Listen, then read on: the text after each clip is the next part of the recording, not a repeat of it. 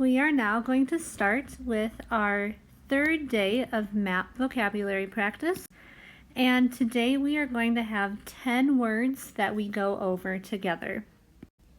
First, flip to page 7 and find this word right here, resource. It's in the middle of the page. A resource is a place to get supplies or help. So there are a couple different examples of this. The first example would be natural resources. We learned about this in social studies. So this might be gold, water, oil, things like that. In language arts, an example might be the textbook is a good resource to learn information. So when we're talking about reading, writing, researching, resources are places that you can go to learn information. So it might be the internet, a textbook, your teacher is a resource of information. So now think to yourself, what would be a good resource to go to if you do not know a word in English?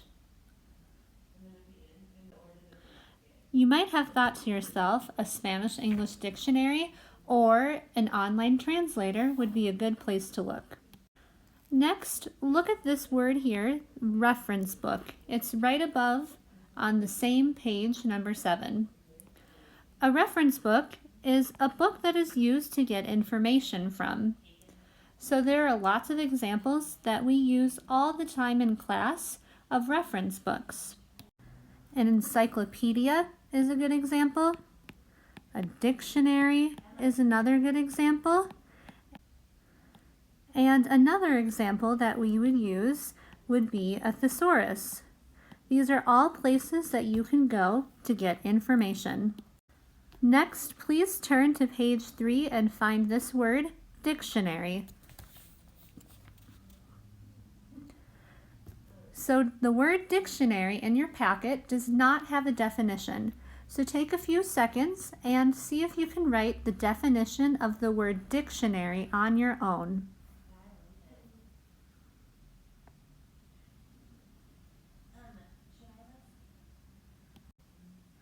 The definition you might have written could be something like this: a book to find the definitions of words. Your next job is in that third column, draw a picture to represent dictionary.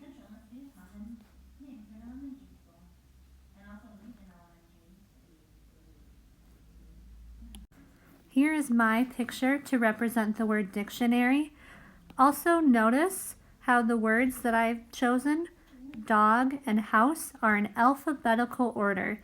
This means that a word that starts with a D would come before a word that starts with an H. Next, please turn to page 9 and find this word, thesaurus. A thesaurus is a book of synonyms for words. So it is a book that has synonyms or words that mean the same thing.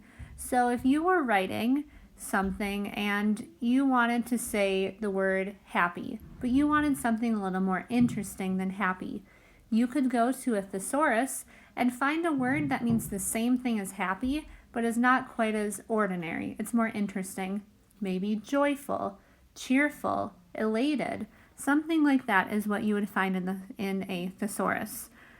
Now in the third column, draw a picture to represent this word thesaurus.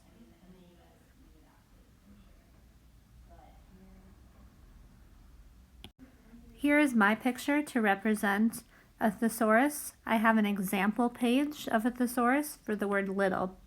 So words that would mean the same thing as little, minuscule, petite, small, tiny, they all mean the same as this word here, little.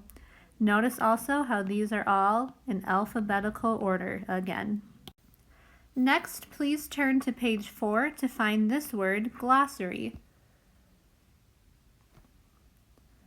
A glossary is a list in the back of a book of words and their definitions that can be found in the book. So as you're reading, there will be lots of words, and some of these words can be found in the very back of the book, and it'll say the word in alphabetical order along with all of the word's definitions. So now you are going to draw a picture to represent glossary.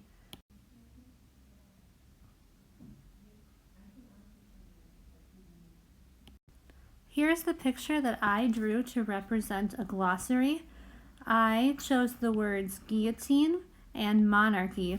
I was thinking that if you were reading a book about the French Revolution, these are probably words that would show up. So in the back of the book, in the glossary, these words would be there along with their definitions. And once again, you'll notice these words are in alphabetical order. Now please look at the word index on the same page towards the bottom. An index is a list in the back of a book of words and the pages in the book where they can be found. So this is similar to a glossary where it's in the back of the book and it has words that show up in the book, but this time instead of having the definitions, it only has the page numbers where these words can be found. So draw a picture to represent index.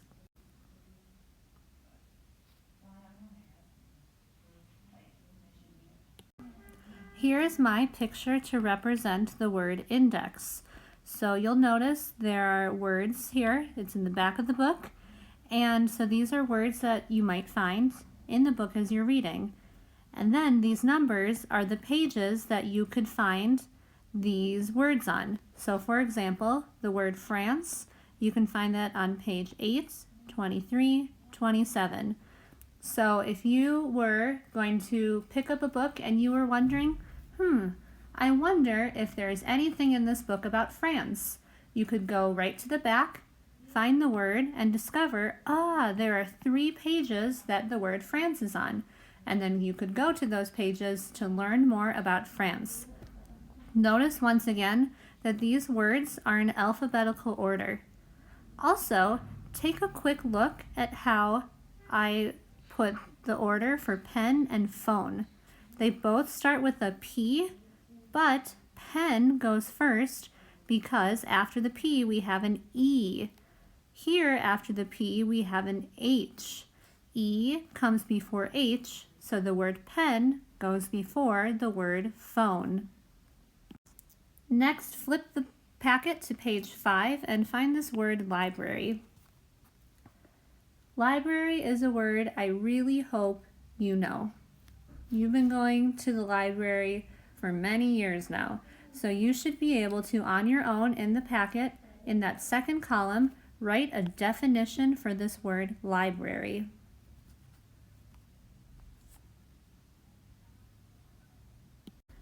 Your definition might have looked a little something like this: a place to go research or borrow books. So notice how I didn't just say it's a place to go get books. You can also go to the library for research, as I'm sure you have on research projects before. Now in the third column, draw a picture to represent library.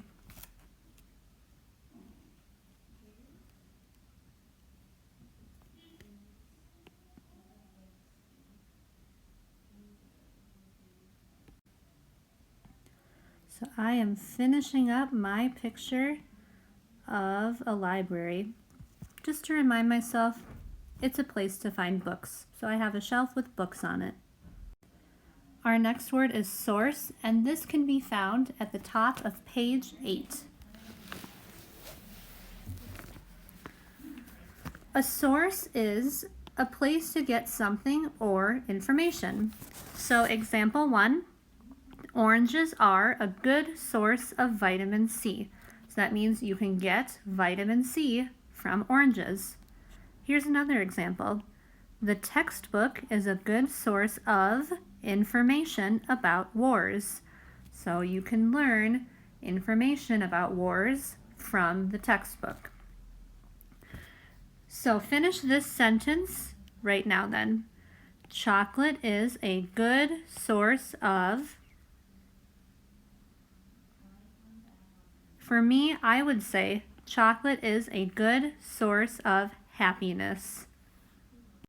Now please flip back a page to page 7 and find secondary source. A secondary source is a place to learn information written by someone who did not experience the event themselves. So an example of that could be if I wrote a book about the French Revolution, it would be a secondary source because I was not there to experience it. I was not alive during the French Revolution, so if I were to write about it, it wouldn't be my experiences, it would be what I have heard about the French Revolution. So I would be writing a secondary source because I was not actually there. Now finish this sentence. If I wrote about blank, it would be a secondary source. So what's something that if you wrote about, it would be a secondary source?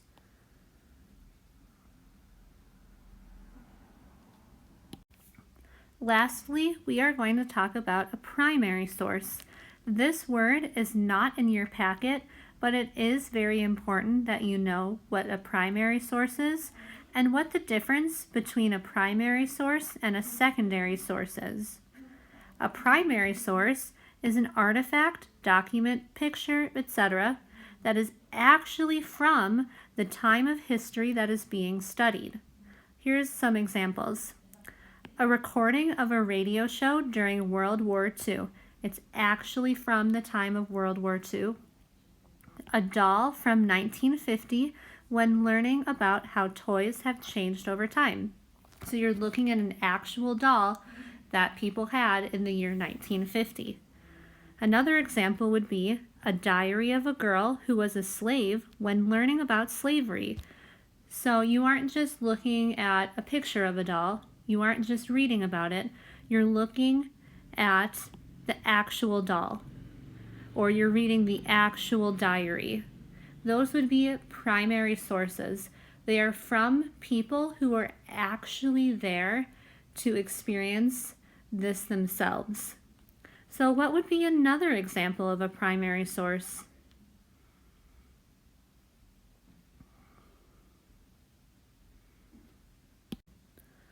Another example might be looking at the actual uniform a person wore who was fighting in the Revolutionary War. You aren't just reading about it, you're looking at the actual uniform to get a really good idea of what it was like. So a primary source is from the actual person who was actually there. A secondary source would be like a second person, someone who wasn't there but is writing about the time. So like if I were to write about slavery, it would be a secondary source because I was not actually alive during slavery. Now this ends our day 3 vocabulary, so you should now be able to complete the homework for day 3.